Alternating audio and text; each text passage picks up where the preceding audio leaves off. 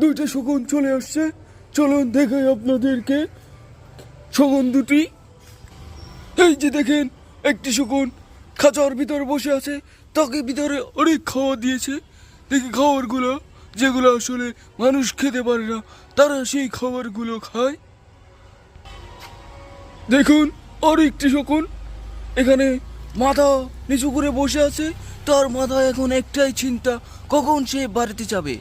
আসলে সে বাড়িতে যেতে পারছে না, ওদের দেশে অনেক শীত, এই শীতের কারণে ওরা আসলে বাড়ি যেতে পারছে না।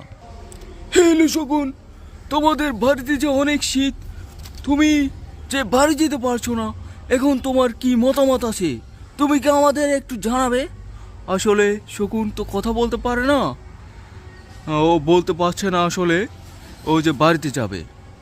শীত শেষ হলে আসলে ওরা আবার বাড়িতে চলে যাবে, এই আশা ব্যক্ত করে আজকে